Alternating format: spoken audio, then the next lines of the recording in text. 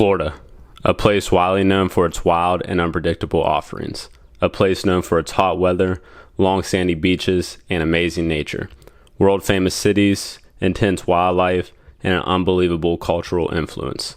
I spent 2 weeks in Florida, and like every other time I've explored the state, it left me amazed.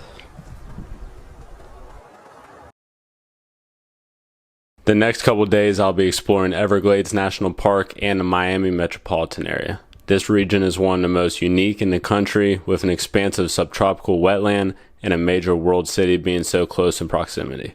During the wet season, Lake Okeechobee overflows into a slow-flowing river that runs through the Everglades until it reaches the Florida Bay. The Everglades is massive, but it should be even bigger. Due to human impact, much of the original Everglades has been drained because of urban and agricultural development, along with flood control. This has had a major negative impact on the fragile ecosystem, but despite these issues, the Everglades provides drinking water for a third of Floridians and irrigation for much of the state's agriculture. Sandwiched between the Everglades and the Atlantic Ocean is major urban development, with cities including Miami and Fort Lauderdale. With these major cities being so close by, it provides even more tourism for the park, which in return can bring more recognition on why our nature should be protected at all costs. Just checked into my hotel at Fort Lauderdale Grand Hotel. It's about 40 minutes to an hour north of Miami, depending on traffic. Today we're going to be checking out various state parks like Alita River State Park, Cape Braggs, Cape Florida State Park. Check out different tourist destinations like South Beach and a couple other places in downtown Miami. We got a full day ahead of us, so let's get moving.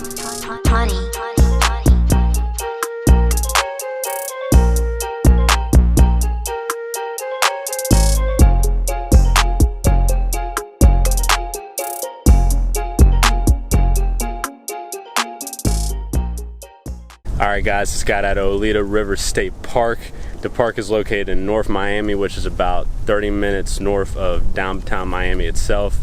The park contains over just 1,000 acres and is at the mouth of the Alita River, hence where the park gets its name from.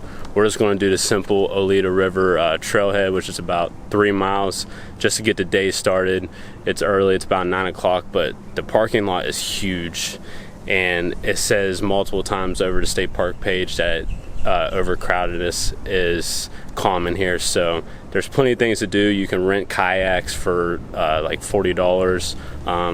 I would do that, but like I said, I just want to do a little short hike before we get into Miami and other surrounding areas today.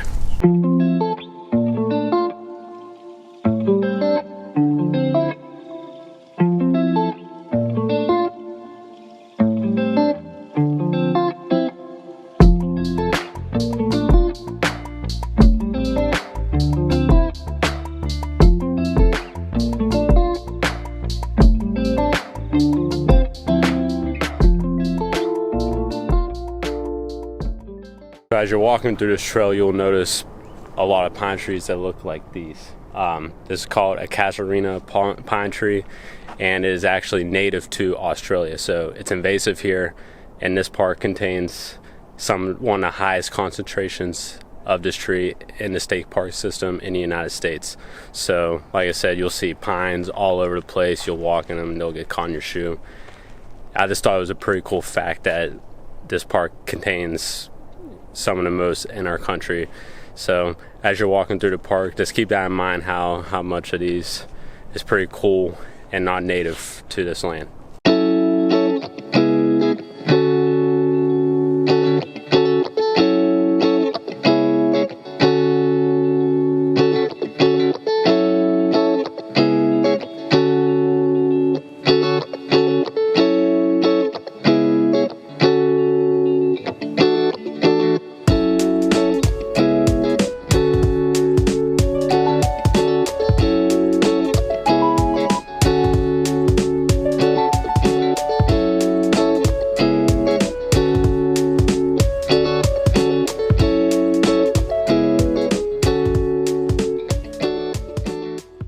Conclusion, all in all, really solid hike. Really flat, it's really easy. The humidity can get to you, We're in April right now, so it's not as bad as it will be midsummer, but it will get there. Definitely bring bug spray. I recommend that 1,000%. I was getting eaten alive about 80% of the hike, especially when it gets down near the swampy areas of the hike. But all in all, still a solid hike. This whole area is super urbanized, and this is actually the largest urban park in Florida. So just to get away from Miami, Fort Lauderdale, and all of that, just to come and see some nature, not far away at all, is real nice. It's really not a bad drive at all to get here. So I think that's really the top part.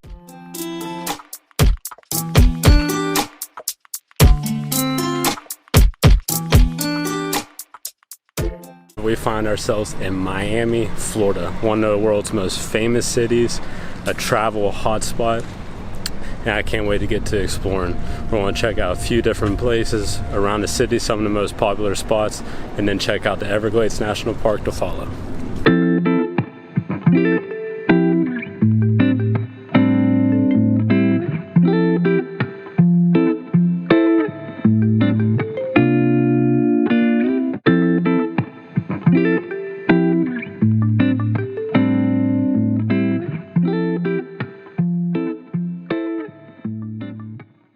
With a population of just under 500,000 in the city limits, Miami is the second largest city in Florida, only behind Jacksonville. On the other hand, the greater Miami area is massive and it feels forever driving through it. With just over 6 million residents in Miami's metropolitan area, it is the 9th largest in the country, just slightly behind Atlanta and ahead of Phoenix.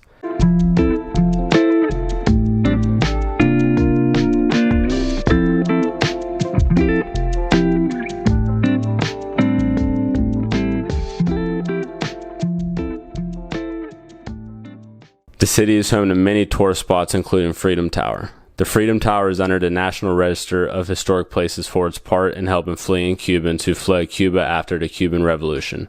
Another building under the National Register of Historic Places is the Miami-Dade County Courthouse.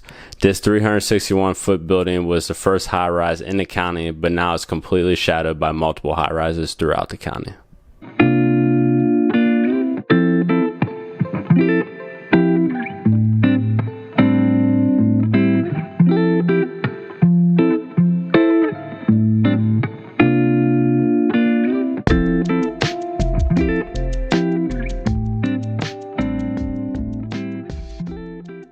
We're at Bill Baggs Cape Florida State Park.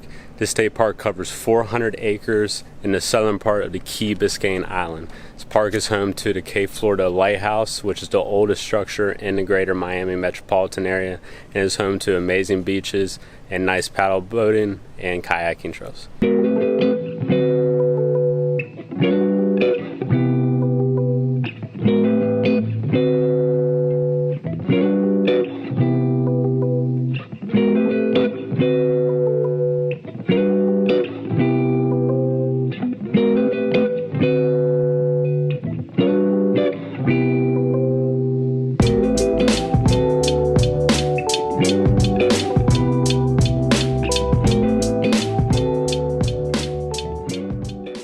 Next, I went to one of the most famous neighborhoods in Miami called Little Havana. The neighborhood is centered around Southwest 8th Street, which is a vibrant street lined with Latin-inspired restaurants, cigar shops, rum bars, art galleries, and music venues. I stopped at the Bay of Pigs Monument, along with the Cuban Memorial Boulevard Park, and of course stopped at a few souvenir shops.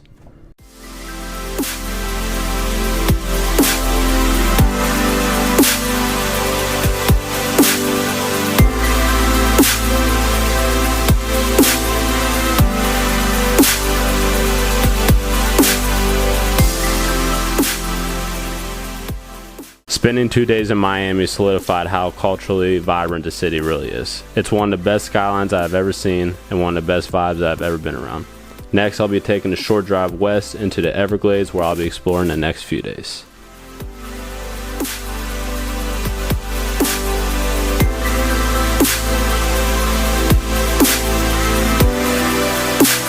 Today we are headed to my first national park I'll be visiting this year, which is Everglades.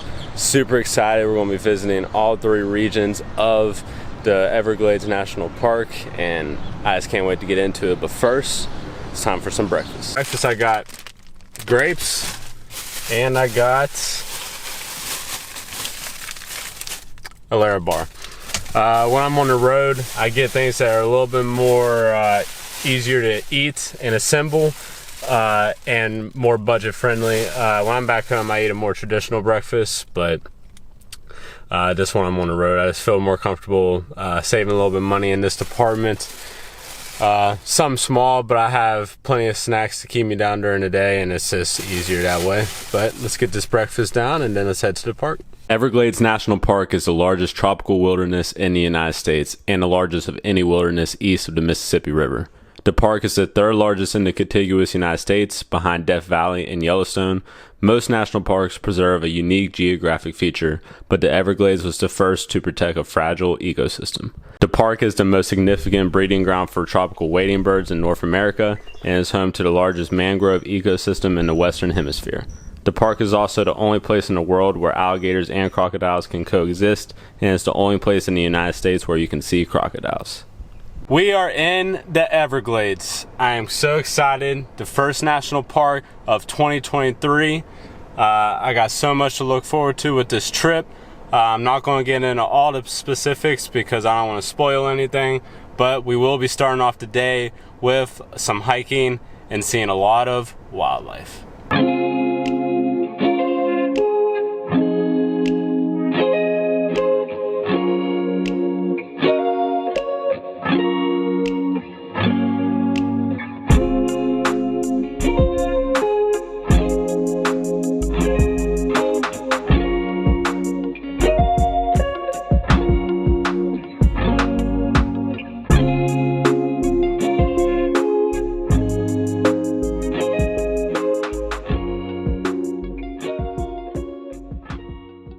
I'm starting the day off of hiking the Anhinga Trail. The trail is just under a mile long and you're almost guaranteed to see wildlife.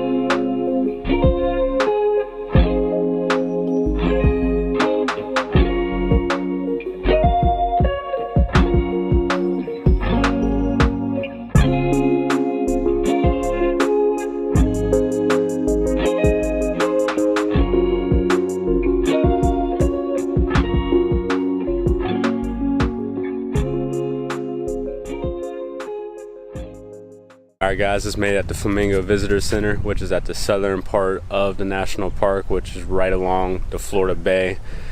I'm going to check out the Visitor Center and then check out some of the top hikes in this region.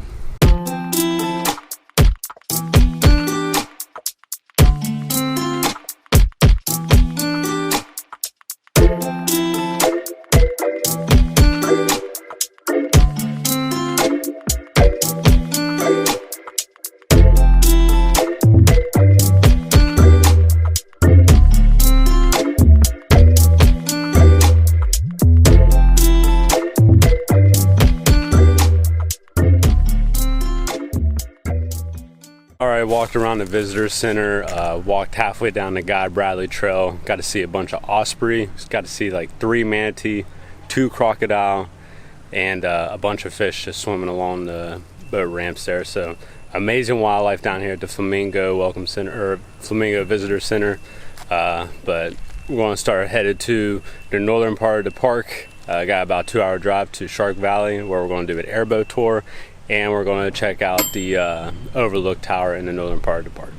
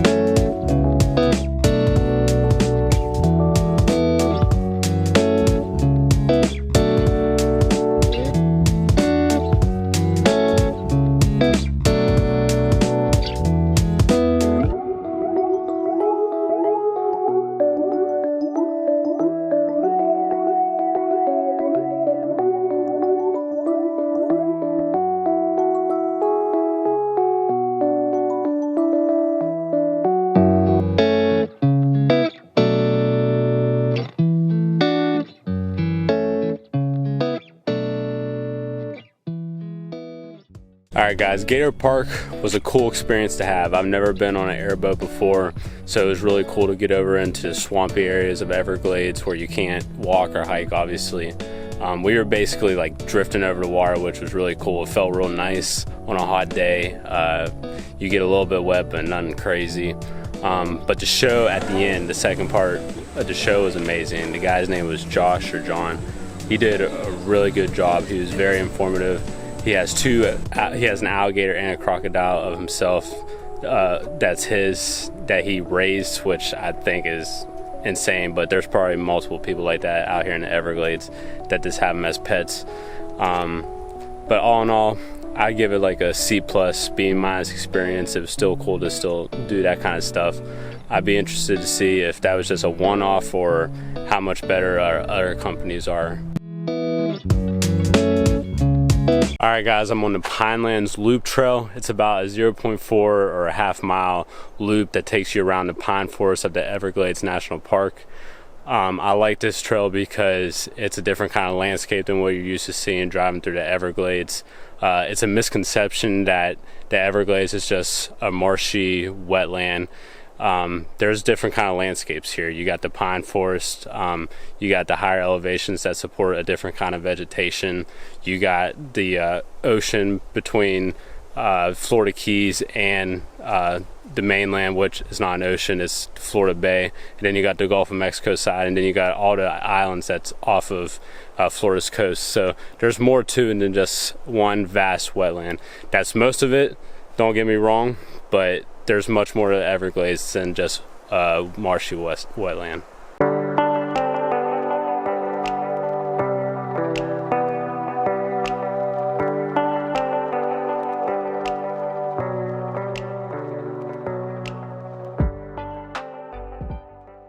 I think a good time to check out some of these smaller trails is in the late evening. It is 6:30 right now, and there is nobody here. There's one car when I pulled up, but they were leaving as I was walking on the trail, so it is dead quiet. So I would definitely recommend seeing all the stuff that takes a long time, usually in the northern part, like the water boats and the Shark Valley trolley trail. But do these short trails later in the day.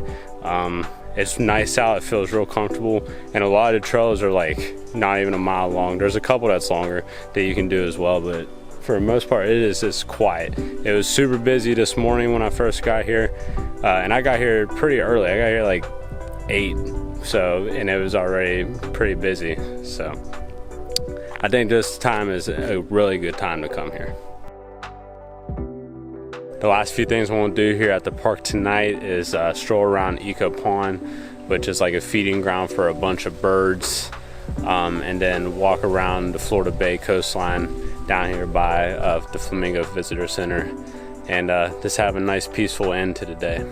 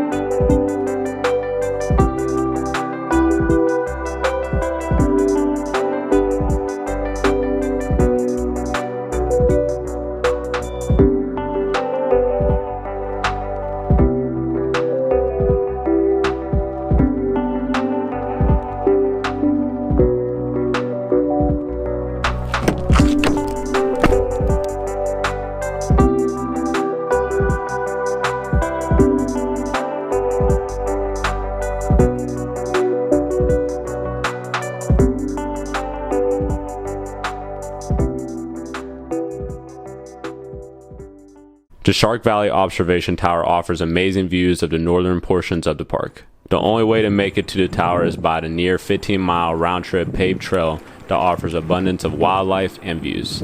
The fastest way of enjoying the trail is booking a tram tour that takes you to the observation tower. But if you want to go at your own pace, then you can rent a bike, bring your own, or simply walk the whole trail. Make sure to book ahead for the tram, and they stop renting out bikes at 4 o'clock in the afternoon. You have to bring the bike back before 5 or there's an additional fee, in which I learned the hard way because I got there pretty late. I was still able to rent a bike, but I had to book it for most of the 15 miles, so I didn't get much footage on the way.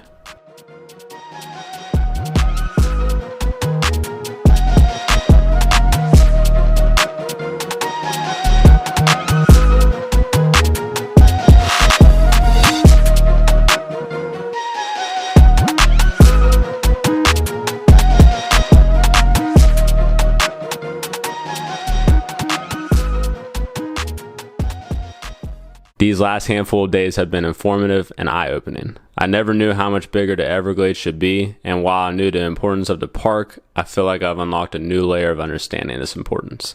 It home to so much plant and animal life, along with an important role to human life.